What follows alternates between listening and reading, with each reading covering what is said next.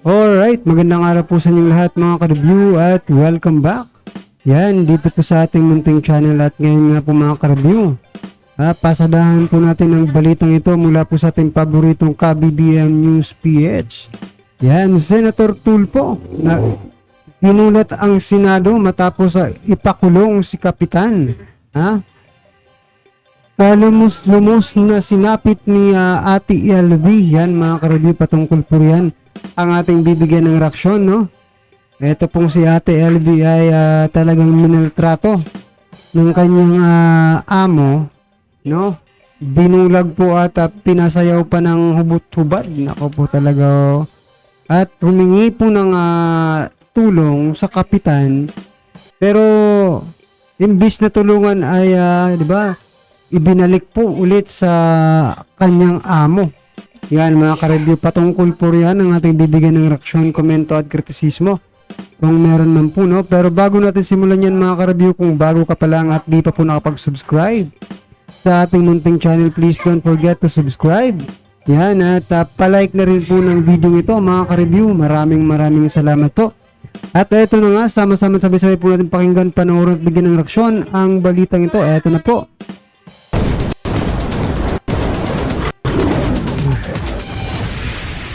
Mga ka-BBM, matapos mag-trending ang isang kasambahay na minaltrato ng kanyang amo, sumabog sa galit ito mga senador sa pangunguna ni Senator Rapi Tulfo at Senator Robin Padilla dahil sa kapabayaan at hindi pagganap sa tungkulin ng isang kapitan dyan po sa probinsya ng Occidental Mindoro.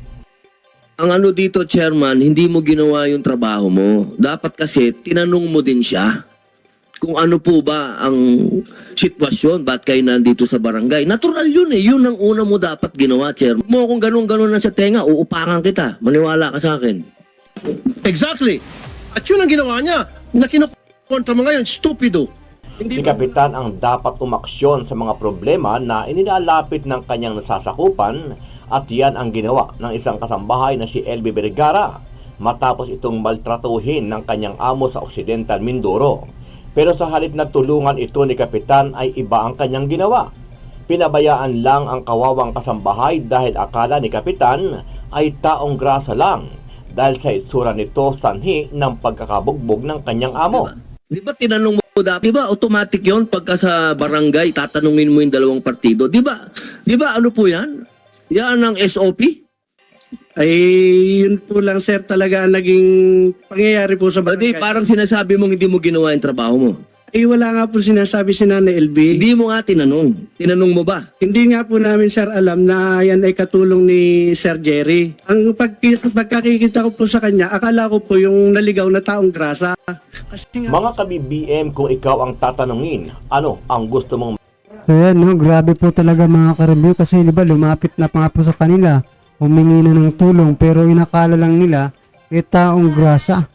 No, may taong grasa bang hihingi ng tulong sa barangay? Yan talaga naman itong kapitan na ito. Ang dapat dito ay, di ba, bitahin siguro, no, mga ka-review. maging parusa kay Kapitan at amo ni Ate LB dahil sa kanilang kapabayaan at pang-aabuso sa isang pobreng kasambahay. Sama-sama nating panuorin ang buong video at pakicomment nyo po ang inyong mga reaksyon at sariling opinion. Siguro dito mga ka-review, marami po ang makakarelate, no, sa istoryang ito ni Ate LV. Kasi kung hindi man po tayo yung kasambahay, di ba? May mga kamag-anak din po tayong makasambahay, di ba? Yung mga pinsan natin, no, nagtatrabaho sa iba. So talagang makakarelate po tayo dito at dapat, Nako, talaga nakakapanggigil po yung kapitan dito mga ka-review. O eto na, panoorin po natin. Pero bago yan, muli po ako nag-iimbita sa mga hindi pa po nakasubscribe sa ating channel na ka-BBM News PH. So yan mga ka-review, subscribe na po kayo at palike na rin po ng video ito. Maraming salamat po sa mga bagong upload natin na legit at napapanahong balita. Maraming pong salamat. Nasa inyo po ang mikropono para sabihin ang inyong sinapit. Apo. Nung una po, nung start ko po, nung nagtrabaho ako doon, 2017, August 7 yon. Nung una po, pagpasok ko doon, kabait-bait po sa akin. Nung huli na po, nung nagkukunting mali lang po, nung 2020, sinasaktan na po ako. Kunting mali lang po, sinasaktan na po ako doon. Ang ginagawa po sa akin, itong tainga ko, suntok ng suntok po sa akin. Tapos po, yung pag konting mali po, yun, tuloy na tuloy po yung nananakit sa akin. Tinatagyakan, hinahampas. Tapos po, inuuntog sa freezer. Ano po? Sa freezer po, nakahigang freezer. Inuuntog po yung ulo ko sa CR, tapos sa mga dingding kahit saan po. Sino unang nanuntok? Yung babae, lalaki? Yung pong babae. Ito po ay nagsimula noong 2020. Ito na po yung COVID pandemic. Tama po. Opo, Kasi- na po nila ako pinalabas. Kasi siguro yung mga amo nyo ay hindi rin lumalabas ng bahay kasi lockdown noon. Opo. So tuloy-tuloy po 'yan hangga't kailan po kayo nawalan ng vision, hindi na kayo kailan kayo nabulag ng paningin, kailan kayo nawalan ng paningin? Ito pong kaliwa, kasabay po ng tainga ko. Ito. Nung Pebrero po, to 2020 din po. 2020, yung kanan, Noong 2021 po. hindi kayo pinatingnan sa doktor, hindi kayo Po. yung mga ngipin po doon sa kanilang kamay din po Opo. nangyari po 'yan. Opo, sa babae po. Yung po kasing gusto kong tanungin yung barangay captain eh. Pwede po bang Grabe po talaga nun, nakakayak pong sinapit dito ni Nanay LV sa pamilyang ito. Akalain mo mga ka-review kumpleto po yung kanyang paningin nung nagtrabaho siya at na pati yung tainga niya, no? At talaga naman, no? Tingnan nyo ngayon ang itsura ni Nanay LV, mga ka-review. Talagang pwede kayang di ba? Pwede kayang ngipin sa ngipin yung gawin din dito. Kung ano yung ginawa nila kay Nanay LV, yun din ang gawin sa kanila para at least maranasan nila, di ba? Kung gaano kahirap, gaano kasakit ang mga ganitong, di ba, pangyayari sa buhay. Hindi po nila siguro naiisip yun. Ako talaga, alon na doon? Opo, nakapanumpa na naman si Kapitan. Kapitan, ready ho kayo sumagot? Lapit-lapit po tayo sa mikropono at pakipindot po yan hanggang tumilaw yung pula. Salamat po. Nadatngan ko po siya na magutim at talaga pong nakakaawa pong tingnan. So ang una ko pong ano po doon sa tanod kong babae, sabi ko linisan po at palitan ko po kilala siya. Yun po ang aming pagkakaano po kay Nanay LB. Tapos Nakita nyo na meron po siyang mga sugat, mga ganon. wala naman po ako nakita. Basta po siya madungis po. Yun ala ko po ay naligaw na taong grasa. So yung pong utos ko sa tanod po ay linisan po si Nanay LB. Tapos hindi pa po siya sinasabi ko pa pong ganon. Dumating na po yung amo niya na si Mr. Ruiz. Dumating yung amo niya o tinawagan mo yung amo niya? Hindi po sir. Hindi po. Dito sa salaysay ni Aling Elvi, Senator Padilla.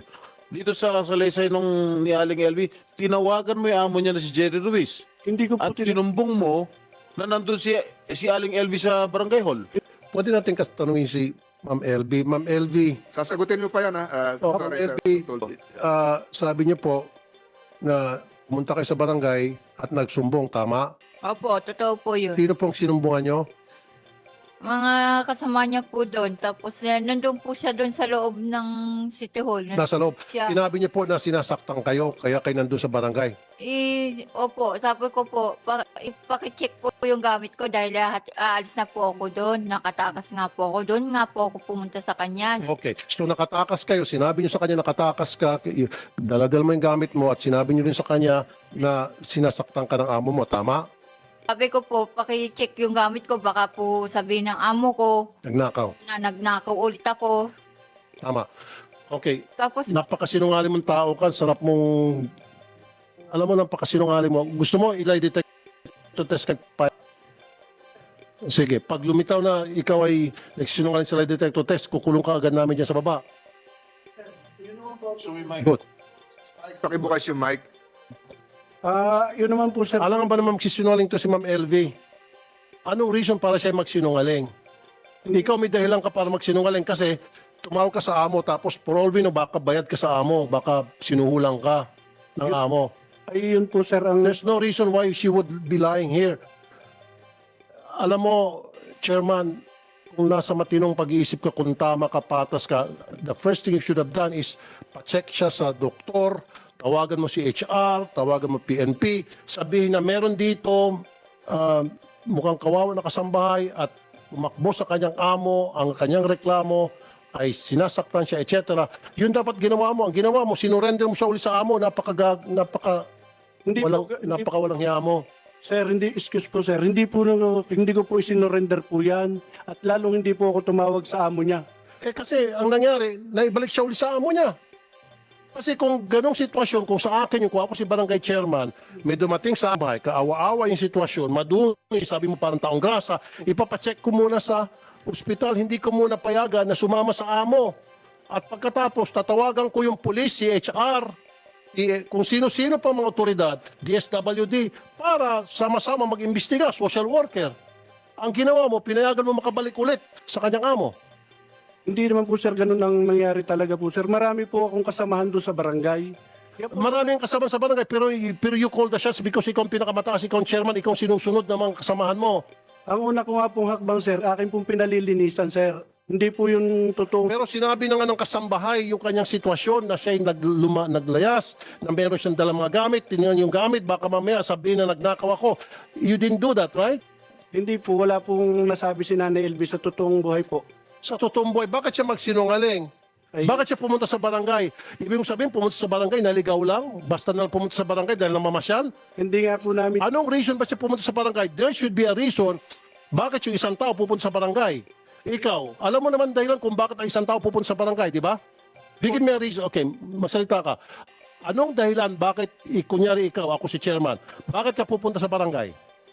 Ang ano ko nga... Hindi, pakisagot lang. Bakit ka pupunta sa barangay kung ako si chairman tapos ikaw yung kabarangay ko? Alam ko po, may kailangan po. Pero po hindi... Exactly. Kaya ka pupunta sa barangay dahil meron kang kailangan, meron kang isusumbong. Therefore, tama itong sinasabi ni Ma'am Elby. Kaya siya pumunta sa barangay dahil meron siyang kailangan at yung kailangan na yun ay tulong mo. Sir, hindi naman po talaga ganun ang totoong nangyari. Yun po talaga yung nangyari. No, kasasabi mo lang sa akin pupunta ka sa barangay kung ikaw si ordinary citizen at ako si chairman, pupunta ka sa barangay, galing na sa bibig mo na pupunta ka sa barangay, ang isang tao pupunta sa barangay dahil may kailangan siya. Kaya lang, hindi mo inasikaso yung pangangailangan niya, hindi mo siya pinagsilbihan. Kasi, chairman, hindi mo ginawa yung trabaho mo sa magkanong kadahilanan na hindi mo ginawa yung trabaho mo ng tama. Kasi kung ginawa mo yung trabaho mo ng tama, hindi na sana lumala pa yung sitwasyon ni Ma'am LV. Kaya sa lumala dahil sa naging pabaya ka sa iyong tungkulin. Kung ako dito ngayon sa committee, sampahan ka dapat ng kaso. Sir, Dereliction of duty. ayun po naman, sir, ay nasikaso po namin. Hindi pa nga po siya nakakapagsalita. Dumating na po yung kanyang amo. At sinabi po niya na sinusundan niya at nakaalis po sa kanilang tindahan. Nung dumating yung kanya, So yan no mga ka-review, sinabi po ni Kapitan na dumating na yung amo. 'Di ba? So sinusundan daw. So diyan pa lang dapat nagduda na po itong kapitan na ito. Bakit mo sinusundan itong si ano? 'Di ba? Bakit nagreklamo? So diyan pa lang dapat hindi niya na ibinigay ulit si Ate LV doon sa kanyang amo. Kasi nga nagrereklamo na yung tao. Nako naman, talaga si Kapitano. ang amo, mas lalo ka dapat magtaka. Saan sinabi mo sandali lang, hindi mo ba sila pinag-uusap?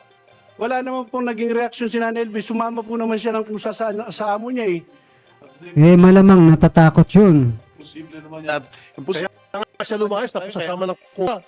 Wala pa nga po, Senator, na siya reklamo po sa amin. Mr. Chair, ipaano natin to, lie detector test, and then kapag lumitaw na sa lie detector test nagsinungaling to, ikulong natin sa baba. So kukulong kita. Napakasinungaling mong tao ka. Pag ano nga po, ang una ko pong utos sa aking mga tanod, dahil may bowser room naman po kami, kumpleto po kami, pinalilinisan ko po siya. Yun po ang una ko pong naging ano po sa Nanay LB.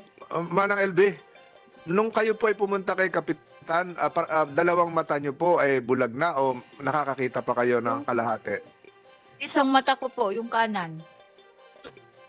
Ang, Tapos po, ang kanan po ay nakakita pa. opo. So nakaharap niyo po si Kapitan. Opo, narinig ko po yung sabi niya po sa amo kong lalaki. O Sir Jerry, na parang nandito yung sambahay mo, nandito. Nandito. Tinawagan o magkaharap. Hindi, para pong tinawagan, kausap. Wala po. Kinausap sa telepono Opo, yung Jerry, yung amo mo. opo.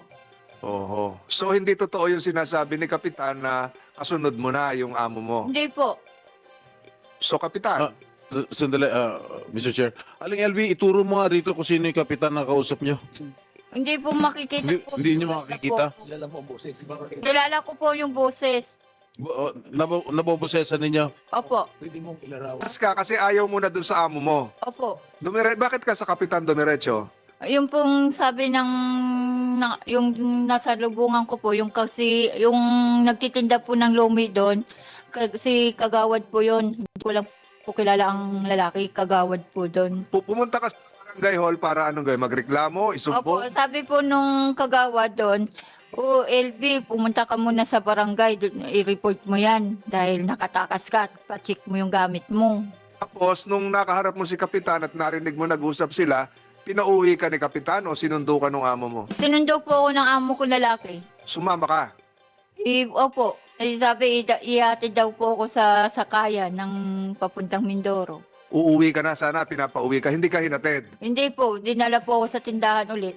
Kinulong ka. Opo, yun. Buhat nung pong galing ako sa barangay, hindi na po ako pinapalabas. Doon na lang po daw ako Hindi mo na nakausap si Kapitan. Hindi na po. Ito ngayon, nabobosesan mo naman. Opo, Siya yung Kapitan. opo. Ano mo sasabi mo kay Kapitan? Nagkausap ba kayo ni Kapitan noon? Busy po siya sa kausap. Hindi niya po ako inintindi. Hindi ka inintindi. Opo, busy po sa kausap sa cellphone. Sino nag-check nung gamit mo na sinabing chechekan? Wala po. Ayun. Sabi niya, ipalilinis ka raw kasi maamos ka noon. Pinalinis. Basta lang po, pinaupo lang po ako doon sa may parang school ng kindergarten. Hindi ka binigyan ng face towel, pampunas, t-shirt, Hindi po. hindi ka pinaghilamos, Po. langganang maliit, wala. Wala po, wala po. Kapitan, wala daw paglilinis. Mr. Chair, paano nga po siya malilinisan po? Kaupo lang naman po niya na sinasabihan ko pa lang po yung aming barangay tanod na babae. Dumating na nga si Mr. Ruiz. Tinawagan mo raw.